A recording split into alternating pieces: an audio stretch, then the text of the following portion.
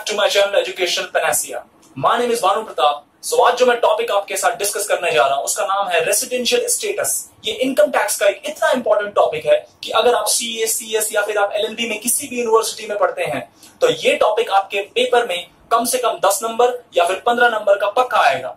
ये क्वेश्चन जो इस चैप्टर के क्वेश्चंस आते हैं वो न्यूमेरिकल बेस्ड भी आ सकते हैं और आपको थ्योरी बेस्ड भी आते हैं. जैसे कि दिल्ली यूनिवर्सिटी में जो इसके क्वेश्चंस आते हैं वो आमतौर पे थ्योरी बेस्ड क्वेश्चन होते हैं, वहीं सीए में इसके क्वेश्चंस न्यूमेरिकल बेस्ड भी आते हैं.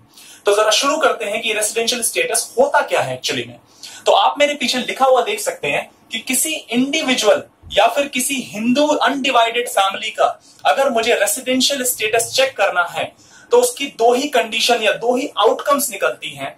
या तो वो बंदा रेसिडेंट होगा या तो वो बंदा नॉन रेसिडेंट होगा. अब ये रेसिडेंट और नॉन रेसिडेंट के कंसेप्ट पे मैं इतना क्यों फोकस कर रहा हूं, why I am putting so much stress upon this concept. The reason is कि अगर आप इंडिया के रेसिडेंट हैं तो आपकी ग्लोबल इनकम पे टैक्स कटेगा. दैट मींस कि अगर आप इंडिया के रेसिडेंट हैं और आप मान लीजिए आप यूएस में इनकम अर्न करते हैं, आप यूके में, जर्मनी में, कनाडा में इनकम अर्न करते हैं तो आपकी ग्लोबल इनकम पे दैट मींस वहां की इनकम पे भी आपका टैक्स कटता है. अब जैसा कि आप यहां पे देख सकते हैं कि मैंने दो कैटेगरी बनाई, रेसिडेंट की, नॉन रेसिडेंट की. अब ये रेसिडेंट की कैटेगरी में भी दो तरीके के रेसिडेंट होते हैं, जो लोग ऑर्डिनरीली भी इंडिया में रहते हैं और जो लोग नॉट ऑर्डिनरीली इंडिया में रहते हैं. दैट मींस कि अगर आप इनकेस रेसिडेंट बन भी जाते हो तो भी आपकी दो कैटेगरी निकल के आएगी. एक ऑर्डिनरी रेसिडेंट जिसे हम आगे जाके पढ़ेंगे ROR भी बोलते हैं शॉर्ट फॉर्म में, और जो नॉट ऑर्डिनरी रेसिडेंट होते हैं उसको हम RNOR भी बोलते हैं, resident but not ordinarily resident. Resident and ordinarily resident. और अगर आप नॉन रेसिडेंट हैं इंडिया के तब तो कोई बात ही नहीं. तो मुझे ये जानना बहुत ज्यादा जरूरी है कि ऐसी कौन सी कंडीशंस हैं, ऐसा कौन सा सर्कमस्टांस है जिसमें मैं रेसिडेंट कहलाऊंगा या फिर ऐसे कौन से कंडीशंस है जिसमें मैं नॉन रेसिडेंट कहलाऊंगा. तो ये इनकम टैक्स के सेक्शन 6 में मेंशन है, वो मैं आपके साथ अभी डिस्कस कर रहा हूं. बट उससे पहले मुझे आपको एक इंपॉर्टेंट कंसेप्ट बताना बहुत ज्यादा जरूरी है, और वो कंसेप्ट ये है कि आपका रेसिडेंशियल स्टेटस हर साल चेक किया जाएगा. हर साल. दैट मींस कि अगर मान लीजिए जो पिछला बीता हुआ साल है 2016 एंड 17, तो मैं इस साल का आपका रेसिडेंशियल स्टेटस चेक कर रहा हूं, तो ऐसा हो सकता है कि आप इस साल में रेसिडेंट हो मगर आप शायद इसके अगले साल में रेसिडेंट ना हो और आप इसके फिर अगले साल में रेसिडेंट फिर हो जाए. तो दैट मींस कि आपका में जो रेसिडेंशियल स्टेटस है किसी इंडिविजुअल एसएससी का या फिर किसी एचयूएफ का, वो मैं हर साल चेक करूंगा फॉर एवरी फाइनेंशियल ईयर, जिसको आप इनकम टैक्स की टर्म्स में प्रीवियस ईयर भी कहते हैं. ये कंसेप्ट मैं आपको फर्स्ट वीडियो में बता चुका हूं. तो अब मैं आपको सेक्शन 6 बताऊंगा और उसकी कुछ कंडीशंस ले डाउन करूंगा कि अगर आपको रेसिडेंट बनना है इंडिया का तो आपको कौन कौन सी ऐसी इंपॉर्टेंट कंडीशंस फुलफिल करनी पड़ेगी. तो जरा देखते हैं. तो जैसा कि आप मेरे पीछे लिखा हुआ देख सकते हैं कि सेक्शन 6 कहता है, किसी इंडिविजुअल के लिए अभी हम चेक कर रहे हैं कि अगर आपको रेसिडेंट ऑफ इंडिया बनना है तो आपको इन दोनों कंडीशंस में से कुछ एक फुलफिल करनी पड़ेगी. अब एक चीज आप यहां पे गौर करना कि मैं अभी रेसिडेंट और नॉन रेसिडेंट में क्लासिफाई कर रहा हूं. ऑर्डिनरीली और नॉन ऑर्डिनरी की कंडीशन अलग है, वो इसके अलावा एडिशनल कंडीशंस है. अभी मैं सिर्फ इन दोनों कंडीशन से ये चेक करूंगा कि क्या वो रेसिडेंट है या वो नॉन रेसिडेंट है. अगर वो नॉन रेसिडेंट निकला तब तो क्वेश्चन ही खत्म, लेकिन अगर वो रेसिडेंट निकला तो फिर मैं फर्दर एडिशनल कंडीशंस के थ्रू चेक करूंगा कि वो रेसिडेंट में भी ऑर्डिनरीली रेसिडेंट है कि नॉन ऑर्डिनरीली रेसिडेंट है. तो अब मुझे ये चेक करना पड़ेगा कि कौन सी दो कंडीशंस है जो रेसिडेंट और नॉन रेसिडेंट में क्लासिफाई करती है. जरा देखिए, मान लीजिए कि मैं 2016-17 की बात कर रहा हूं. 16-17 में मुझे चेक करना है कि कोई बंदा, मैं खुद रेसिडेंट ऑफ इंडिया था या नहीं. तो पहली कंडीशन कि SSC should be in India for 182 days और मोर. दैट मींस कि इस साल में एसएससी जिसका टैक्स निकालना है वो कम से कम 182 डेज इंडिया में रहना चाहिए. प्रीवियस ईयर का मतलब पिछला साल नहीं होता, प्रीवियस ईयर का मतलब होता है जिस साल का टैक्स कैलकुलेट कर रहा हूं मैं. ये मैं बता चुका हूं पहले वीडियो में. मान लीजिए, चलिए अगर वो 182 डेज इंडिया में नहीं रहा तो क्या करूंगा, तब मैं उसे फिर भी एक ऑप्शन दूंगा। मैं बोलूंगा अगर तू 182 डेज नहीं था, तू सिर्फ 100 दिन था, तू 90 दिन ही रहा इंडिया में, मान लो इस साल में, तो क्या मैं तुझे रेसिडेंट का स्टेटस नहीं दूंगा? नहीं, मैं उसे एक ऑप्शन और दूंगा।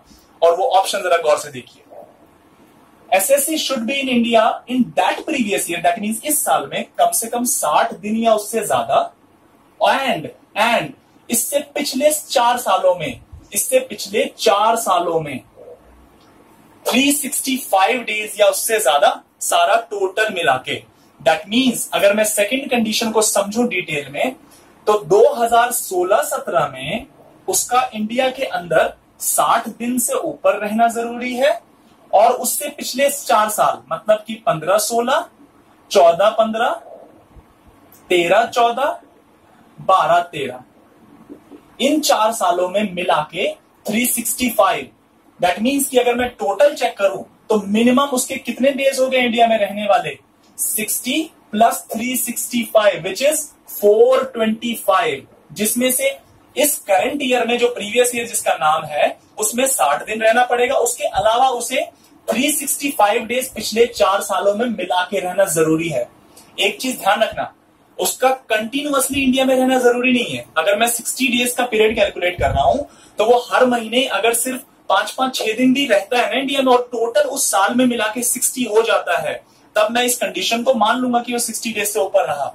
इसी तरीके से मैं अगर उसके पिछले 4 साल का 365 डे काउंट कर रहा हूं, तो मुझे ये फर्क नहीं पड़ता कि पिछले 4 साल में इक्वल रहे इंडिया में, नहीं, अगर वो यहाँ पे 180 डेज रहा, यहाँ 40 डेज ही रहा, लेकिन टोटल सब मिला के 365 अगर क्रॉस हो जाता है तो मैं मानूंगा कि वो रेसिडेंट है। दैट मीन्स अगर मैं इसे दोबारा शॉर्ट में समझूं तो सबसे पहले तो मैं प्राइमरीली यही चेक करता हूं कि वो 182 डेज उस साल था या नहीं। अगर वो है तब तो रेसिडेंट हो गया, खत्म बात। लेकिन अगर वो नहीं है तो मैं उसे एक ऑप्शन और दे रहा हूं रेसिडेंट बनने का, लेकिन वो ऑप्शन थोड़ा सा लंबा है। लंबा इसलिए है कि मैं फिर बोलूंगा कि जिस साल का मैं तेरा रेजिडेंशियल स्टेटस चेक कर रहा हूं उस साल में तू 60 दिन रहा इंडिया में, प्लस उससे पिछले 4 सालों में, उस साल से पिछले 4 सालों में तो इंडिया में टोटल मिला के 365 डेज रह। और जब तू ये दोनों कंडीशन फुलफिल कर देगा तब मैं तुझे रेसिडेंट का स्टेटस कन्फर करूंगा। दैट मींस तब मैं तुझे कहूंगा कि तू रेसिडेंट है। और इन केस वो ना इस कंडीशन में फॉल हो ना ही वो इस कंडीशन में फॉल हो, तब क्या करूंगा? तब कुछ नहीं करूंगा, तब मैं उसे नॉन रेसिडेंट कह दूंगा। दैट मींस तब उसके पास कोई ऑप्शन नहीं है। तो एक चीज ध्यान रखना कि ये जो फर्दर मैं एडिशनल कंडीशन बताने वाला हूं अभी वीडियो में, वो तभी अप्लाई होगी जब आप रेसिडेंट हो। अगर आप नॉन रेसिडेंट डिक्लेयर हो गए तब तो ये कंडीशन आप पे लगेगी ही नहीं एडिशनल वाली। तो दोबारा बता रहा हूं, रेसिडेंट नॉन रेसिडेंट चेक करने के लिए 2 कंडीशन, पहला 182 डेज, उसके बाद अगर आप 182 डेज नहीं रहते हैं तो एक ऑप्शन और देता हूं कि प्रेजेंट ईयर में 60 दिन रहिए, प्लस उसके पिछले 4 सालों में 365 डेज और मोर रहिए मिला के। मिला मतलब सारा टोटल मिला के। अगर आप ये कर देते हैं तब आप रेसिडेंट ऑफ इंडिया कहलाते हैं। अब मैं उस एडिशनल कंडीशन की बात कर रहा हूं जिसकी वजह से कोई बंदा ऑर्डिनरीली रेसिडेंट कहलाता है और नॉन ऑर्डिनरी रेसिडेंट कहलाता है। इससे पहले मैं एक छोटी चीजें आपके साथ ऐड कर दूं कि अगर मान लीजिए कोई इंडियन कंपनी है तो वो इंडिया की रेसिडेंट कहलाती है, या फिर अगर उसका इफेक्टिव मैनेजमेंट इंडिया में है। इफेक्टिव मैनेजमेंट का मतलब होता है जो इंपॉर्टेंट जो की मैनेजरियल डिसीजंस होते हैं वो अगर इंडिया के अंदर लिए जाते हैं तो वो कंपनी क्या कहलाएगी? रेसिडेंट ऑफ इंडिया कहलाएगी। इसी तरीके से जो HUF है, हिंदू अनडिवाइडेड फैमिली, वो एक रेसिडेंट ऑफ इंडिया कहलाती है, एक्सेप्ट इन दैट केस कि जब उसका सारा मैनेजमेंट होली आउटसाइड इंडिया होता हो, उस केस में वो रेसिडेंट ऑफ इंडिया नहीं कहलाएगी। कि मान लीजिए मेरी हिंदू अनडिवाइडेड फैमिली है और मेरा एक बिजनेस है, तो मेरा सारा मैनेजमेंट रिलेटेड डिसीजन इंडिया से ही बाहर लिया जाता है, तब मैं रेसिडेंट नहीं कहलाऊंगा। तो अब मैं जरा इस एडिशनल कंडीशंस को चेक करने की कंडीशन लिखता हूं, जरा देखते हैं। तो जैसा कि आप मेरे पीछे लिखा देख सकते हैं कि अब मुझे चेक करना है, रेसिडेंट तो बंदा हो गया, अब मुझे चेक करना है कि वो ऑर्डिनरीली रेसिडेंट है या नॉन ऑर्डिनरीली रेसिडेंट है, मतलब नॉट ऑर्डिनरीली रेसिडेंट है, ऑर्डिनरीली या नॉट ऑर्डिनरीली रेसिडेंट है। तो मैं चेक कैसे करूंगा? इनकम टैक्स का सेक्शन 6 क्लॉज 6 ये कहता है कि वो सिर्फ नॉट ऑर्डिनरीली को बोलता है, मतलब कि उसने नॉट ऑर्डिनरीली की कंडीशन लिखी हुई है। अगर आप इस कंडीशन में फॉल नहीं होते तो आप ऑर्डिनरीली रेसिडेंट कहला जाओगे। इजी सी बात है। मतलब कि अब मुझे ये चेक करना है कि क्या वो कंडीशन है। तो पहली कंडीशन ये कहती है कि अगर कोई इंडिविजुअल नॉन रेसिडेंट है कितने सालों में, पिछले 10 सालों में से 9 सालों में तक वो नॉन रेसिडेंट है।